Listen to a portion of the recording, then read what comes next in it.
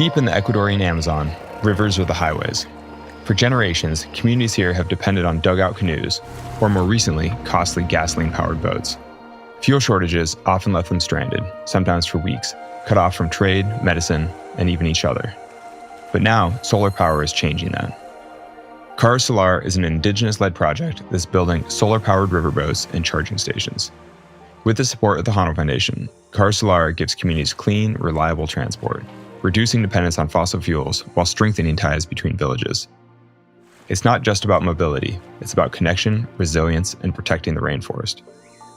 So today you'll hear from the people leading this change, how solar canoes are transforming daily life, how cleaner travel is empowering local governance, and what a future of floating solar networks might look like across the Amazon and beyond. I'm Alex Honnold, professional rock climber and founder of the Hano Foundation, bringing you stories of inspiring people who are helping to solve some of today's most pressing conservation issues. In partnership with the Rolex Perpetual Planet Initiative, this is Planet Visionaries.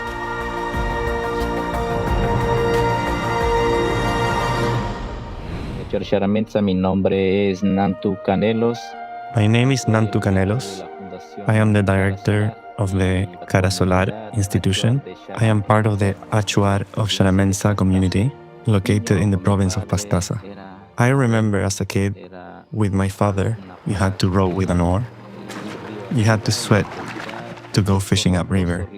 These are Amazonian rivers with strong tides. It was a lot of work. It was a lot of sacrifice. We have the first canoe, a solar boat. Being the first canoe that works with an electric motor powered by solar energy, Tapiapia is a legendary fish in the Achuar culture. In our myths, this fish would travel in the oceans and all the rivers in the world. And to honor that, we asked, why don't we name the canoe Tapiapia? It works with an electric motor, and in our myths, it seemed appropriate. So we baptized it Tapiapia. Also, the connection between communities was complicated because going and coming back between communities required a lot of effort. Today we can cross to the other side and come back in the evening. It's a lot easier today. Because it makes very little noise, it works to visit the clay lakes of animals and birds. Economically, it helps the women who can take what they farm to sell to all the communities. It has been great help during emergencies to transport people in need, mostly children. I believe when a community has no vision, no project in mind, it is easy to fall for temptation like the building of highways. However, this project that is born from the Achuar territory, with young people involved in it, technicians, everyone from this territory, we don't need a highway. Oliver, good to see you. You want to just dive in with tell me who you are, what you do?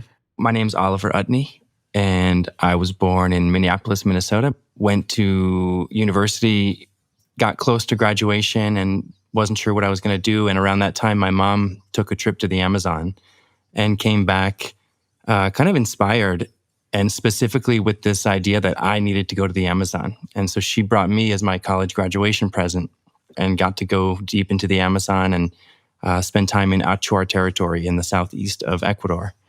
I loved it there. Came back thinking that I needed to go back.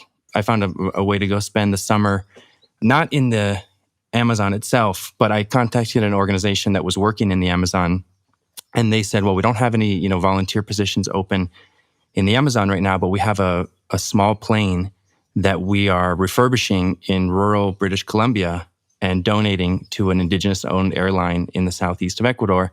And we need someone who speaks Spanish and English to go with the indigenous mechanic and the Ecuadorian pilot as they train on this plane and translate for them, and then accompany the plane back down to Ecuador. So that sounds like a vaguely dangerous job when you're the translator on a refurbished small aircraft in the Amazon.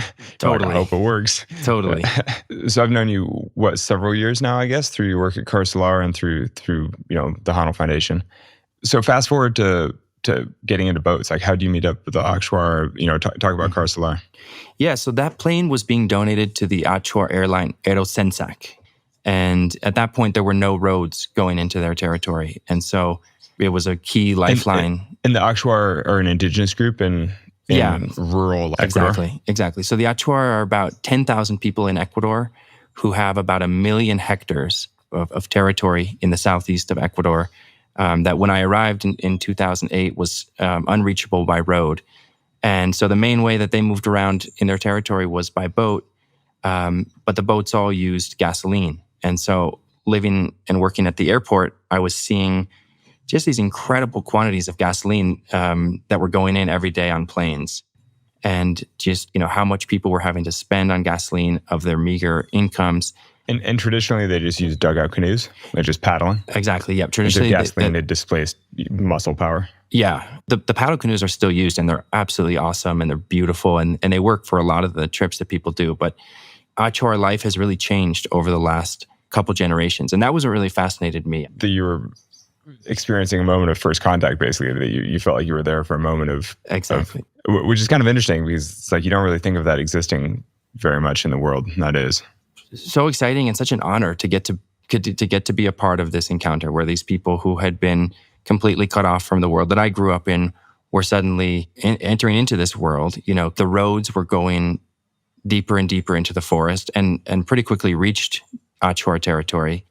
And wherever the roads go, there's deforestation. And as I kind of learned more about this, I learned that deforestation is, after fossil fuels, the leading cause of climate change. Because in general, you'd think that connecting communities by road, sounds great. Because certainly in most of the developed world, the better transportation is, the better society functions, basically. So talk about what road building allows in the Amazon. I think 95% of all deforestation in the Amazon occurs within just a few kilometers of roads. Which makes sense, because you can only extract the timber, by truck. Exactly. Yeah. And so you can see it in these satellite photos where wherever a road goes, the forest just steadily disappears. It's become clear that if there's a viable future for the Amazon, it has to include stopping road building. And then there's all these other effects, and I've been able to see them living in Ecuador and having seen the communities before the roads came and after the roads came. It's really dramatic. The communities that were not reachable by roads when I got there were pretty much totally self-sufficient in terms of food. And once the road comes in, they connect to the market economy. And then you have to start selling things, which means you start cutting things down or extracting things or mining things. Yeah, totally. Exactly.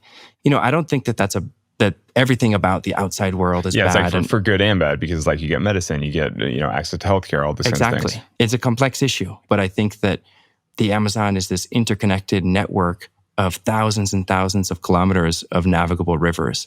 Then I had the opportunity to go and live in an indigenous community for 2 months. There, my experience changed my life, really. And so I decided to go back to the US and study solar energy, and did that for a year, and then came back to Ecuador. And then this one day, I was talking to this guy who had been working with solar energy in the Amazon for decades. And then he said, well, you could do a boat that works with solar energy. And that was a moment that I will never forget. I remember where I was sitting, and it just kind of became an obsession, where I started talking about it with everybody I saw, and learned that a lot of the indigenous people had also had the same idea. And that there were even legends in the Akshwar culture about what they called an electric fish boat that becomes a means of transportation and carries all the people and the animals around the rivers. So the people at the organization that I was at said, we have this connection to MIT, and we got them to do a formal study, and the results came back and they were super positive. And so then I had MIT's seal of approval, and that's really when things got started. And there were a lot of chapters and setbacks to try to build the first boat. It took us, I think, from the time we got the results of that study until the time we put the first boat in the water, it was almost 4 years. But that was really what set it off. That's kind of the classic journey where it takes 4 years to build the first boat. And now how many boats are you guys deploying? So yeah, we built the first boat in 2016. Since then, we've built 12 similar boats in Ecuador, Peru, Brazil, Suriname, and Solomon Islands. all kind of big community shuttle boats that are providing public transportation. Yeah, almost like a ferry, huh? Almost like They're a ferry, exactly. But small scale, like a village ferry, not like a Puget Sound ferry or something. Exactly. These are like 20 passenger boats.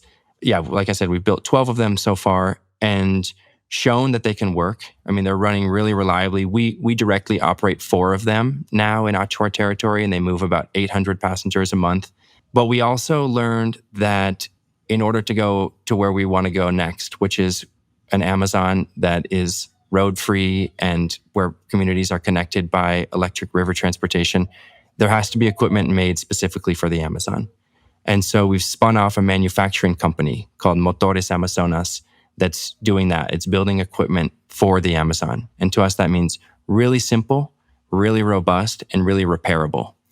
And I remember when you visited us, we were showing you some of our early prototypes, and I think you might have used the word spaghetti to describe the cables and how everything looked kind of like this big, complicated mess of electronic connections. That's like DIY electronics, It's like Exactly. when you're building it yourself, you're just like, let's add this on here. And Exactly. Yeah, And now we've been it's like doing that slightly more commercial, huh?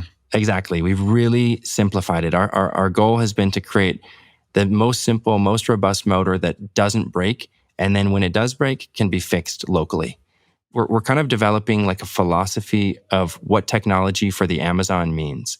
And it's really different from what technology means in the rest of the world, because in the rest of the world, we see technology that's not made to be messed with by the user. You're supposed to get the new one. Exactly. You're supposed to get the new one.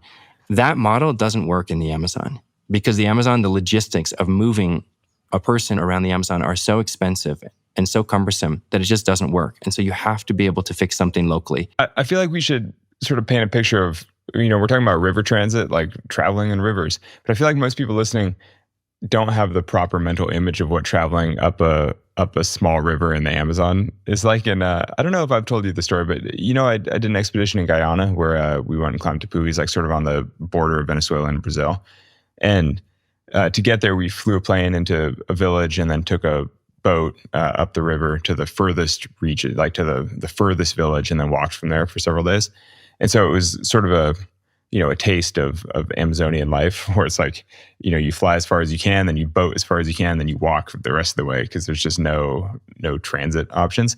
And when we were riding the boat, it's like a whole day boat ride up this river. And it was super windy, narrow stream, basically.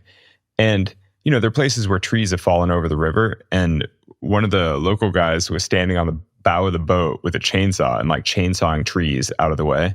The other thing that I was really struck by on that trip was that the cost of diesel, because you're so far out there, is so expensive that, it's just prohibitive, which is why everybody walks.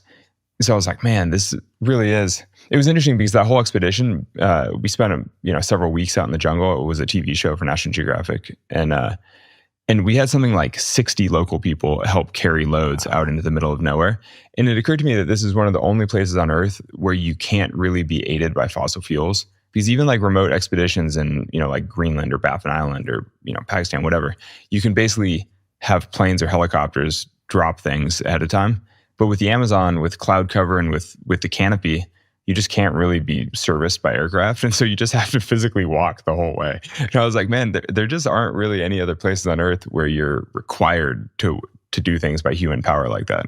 They are experts, right? Like they have figured out how to live well out in the jungle. And it's just like thousands of years of learning to live in the environment. But that's part of the reason I think that the Hano Foundation has supported the work of Cross Solar, is just knowing that type is just such an interesting application for solar. The rest of the world has this incredible distribution system for fossil fuels set up, gas stations and pipelines and roads and all these things that we don't really think about. But gasoline is just moving around all the time. And the Amazon doesn't have that. And it may have that. That's one of the possible futures. But that would mean the end of the forest, I think. And it would mean the end of the indigenous cultures. And so there's a chance to think about another future for the Amazon, which is based on solar that has this magical ability to make energy anywhere.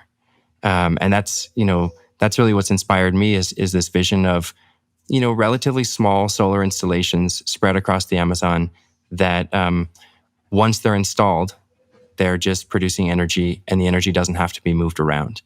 After seeing so many planes and so many boats full of gasoline, moving around gasoline. That's the irony, is like you're burning gasoline to move gasoline, and the further you go up the river, the more expensive it is. And you're just kind of like, surely there's a better way. Like, why not just generate the energy on source? And then the double irony with the Amazon, they're extracting oil or trying to extract oil from the Amazon and then ship it elsewhere and then refine it elsewhere and then ship it back. Yep. And that's what's happening. And that's crazy. Yep. That's kind of the origin of Cara Solar. And that's our evolution into now spinning off this manufacturing company. I've stepped out of leading the foundation, and my colleague Nantu is now the executive director, Nantu Canelos, who's an Achuar guy, and he leads the foundation from Achuar territory.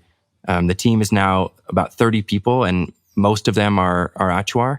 There's an incredible team of technicians that's moving around not just their territory, but also other territories throughout the Amazon, doing installations, and more importantly, teaching other people how to manage their own solar systems. There's been quite a bit of solar in the Amazon over the years, just because it makes so much sense. But I think what Cara Solar has really added is this belief that the local people can manage it themselves. Can do it themselves. Yeah. And, that was, I think, our big, probably the most important evolution in Cara Solar as an organization happened when the pandemic came. And the local team just totally stepped up, and since then has kept the boats running and really demonstrated that they are completely capable of not just operating these boats, but designing the next generation of technology. And so we spun off the company. The company is majority owned by the foundation, and we're building our first factory now. It's the first of what we hope will be many mini factories. Because another part of our philosophy of what technology for the Amazon is based on this idea that the manufacturing and the service and the know-how also has to be near the end user. It's like decentralized, the same as the power. It's like Exactly. It all needs to be decentralized. Exactly. This idea that the Achuar can do it themselves, I mean, sort of indigenous sovereignty, like them leading the way. I mean, does that have to do, is that why you stepped down from leading Cara Solar? Yeah, totally. I mean, it was clear that I was not the most qualified person to lead this organization anymore. Nantu had done every job in the organization, from driving a boat to being a technician to spreading the message, connecting with allies. And, we want to lead I think we are leading a solar revolution in the Amazon. And it's just so clear that Nantu is way more equipped to do that than I am. He's building incredible alliances with other indigenous nations. He's building these incredible technical exchange programs. So we're building these networks of indigenous owned, locally owned, locally staffed recharge stations that we think can then lay the groundwork for our company, Motores Amazonas, and also many other companies to build electric boats and have them spread throughout the Amazon. I mean, basically, when you talk about building a recharge network, you're not just talking about recharging boats. You're talking about electrifying communities that, traditionally don't really have power. I mean, it's not like there are power lines going anywhere in the Amazon. No, that's right. So transport goes hand in hand with energy in these communities. And the recharge stations that we're building are also solar centers. So the 3 that we have built right now in Achuar territory are connected to the schools, connected to businesses that they have in the communities, like an eco lodge. They're connected to public lighting, like lighting some of the common areas. They're connected to a community kitchen, all kinds of things that the communities have decided to use that extra energy for. And I think that's a really important part of the model, that, we're putting these solar centers around in different communities. They can recharge boats, and then they can provide energy for whatever the community wants. And we're building them with a sustainable financial model too. So we think that the capital expenditure of building the recharge station needs to be covered by foundations, by international cooperation money, and eventually government money. And our hope long-term is that governments, instead of building roads, will build recharge stations. But in order to get there, we need to demonstrate that it's a real model. Yeah, it's a long ways from the MIT paper that says it could work, and now you're proving that it does work, and now you need the actual government scale, like public policy, basically, to make it work. Exactly. Can we talk about the environmental side of running tons of small gasoline motors in a river like that? Yeah, I mean, what does that do for fishing and for the river it's absolutely ecology? Devastating. And these are people who depend on the rivers for their source of food, and The Peke Peke motors, which we think there's about 1 million of them across the Amazon, they're proliferating incredibly quickly.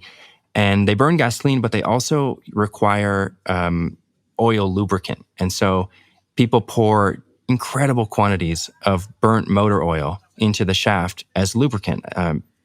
People tell me they use up to 1 liter a day. And that just drips directly down the shaft into the river. And That's so gross. It's so bad. And so, probably that's more of an impact than the gasoline even, in terms of the water quality. And everyone is saying that the levels of fish are just going down and down, and you just can't fish like you used to be able to. And then there's another component, which is, I mentioned the name Peke Peke. It comes from the sound of the motors. They're really, it's like a two-stroke, really loud. like if you think like a little motorcycle ripping around or something like. Exactly. And so people are getting hearing damage. They're spending hours and hours a day on these boats exposed to these incredibly loud noises, and it's damaging their ears, and it's damaging their ability to hunt. And it's, people are just fed up with it. And some of the communities are built right along the river, and people tell us that's the impact that they're most excited about with the electric motors. I kind of want to ask big picture around indigenous sovereignty and like what this means for letting local people decide their own futures.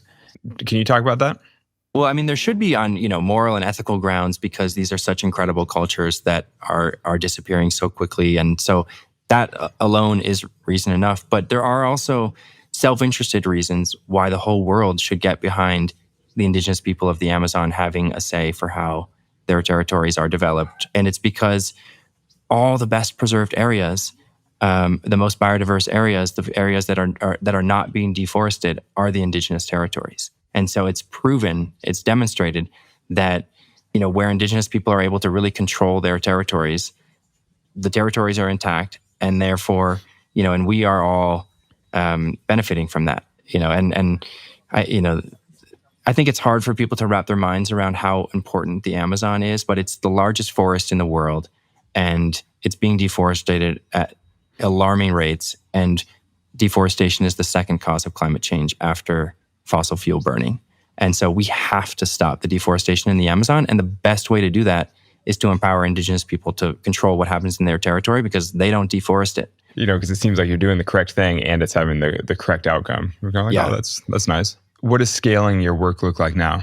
I mean, like, what are the next steps? I mean, is electric transit the future in the Amazon? Yeah, I hope so. Long term, how long term are we talking? Like, how quickly can you make that happen? So for us, that means building probably about 20 factories between now and 2030, and deploying and servicing, providing ongoing support for 10,000 boats. It's a big number, but I think there's 1 million boats of that same size in the Amazon. So, it's just a fraction of that.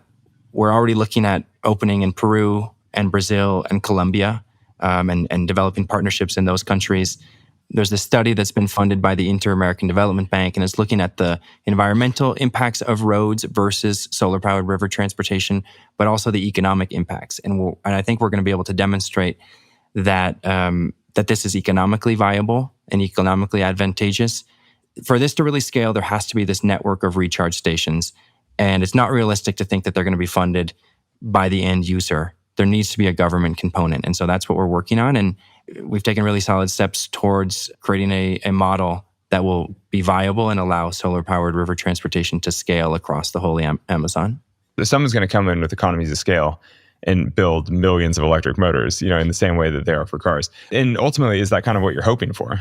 We're setting up this network of local manufacturing. We have the know-how of what it really takes to make things not just work in the Amazon, but work over time, how to sustain technology in the Amazon. And we're using our 10 years of practice to build things that we know respond to the Amazon and what's required in the Amazon.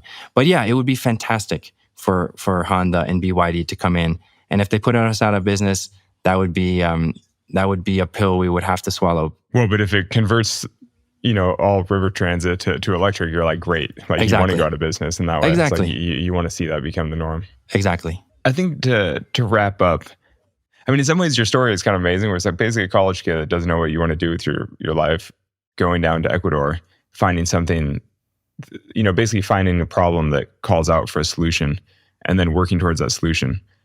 And now it's all kind of working, like it's actually happening, and it potentially will change the whole model of transportation in the region. Was there an overarching vision of the whole thing? I mean, like, how has this journey felt for you personally? So there's always been kind of this thread that I've just been, I feel so fortunate. I mean, I don't know what I would be doing if I wasn't doing this.